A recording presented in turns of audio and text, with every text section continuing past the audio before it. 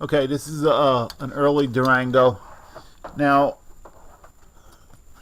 for the people that have the Hemi, this was a little bit of a problem. You probably see some YouTube videos on them about hydrolocking.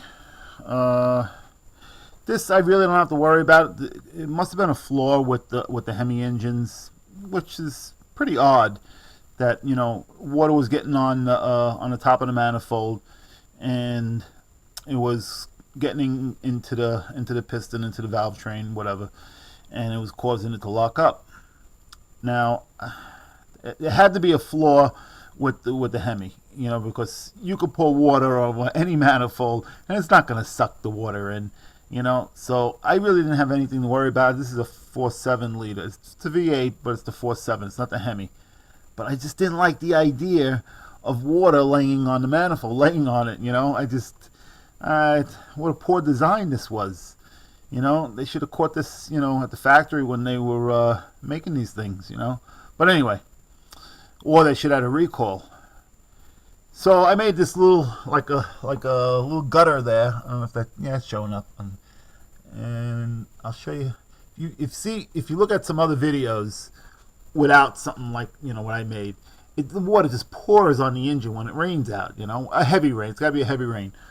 See, on the cow, right? Water comes down, and it goes down. I don't know if this shows up.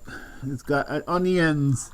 It's got the drains, right? Okay, and all the water pools in here. If it's a light rain, it'll just come down in here because the windshield wipers. It's got a little lip, not much of a lip. But if there's heavy rain, it comes up and right back into these holes around the windshield wipers. And that's where the water comes down and on into the manifold. So I tested it because I happened to see run into a video on YouTube. And I seen it and I said, holy shit, one of my car does that. My truck does that. And sure enough, it did it. I said, oh my God. Water was puddling by the injectors and on the manifold. I said, that can't be good. Even though there's no problem with this engine with the intake manifolds, sucking in the water or anything. But I just didn't like the idea, so I made that little gutter there. I call it a gutter. But it works. Check it out. This is how well this is going to show on here. Put a little water on here. See, this is where the water comes in. When it rains hard, water will come in here. And you see the way it's draining? Look where that's showing up. See, the water's draining out down there on the side.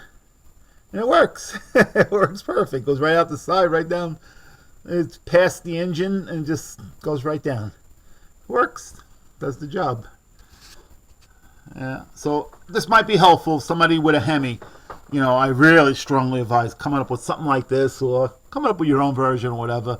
Maybe make boots around those the windshield wiper arms. I don't know. I don't know.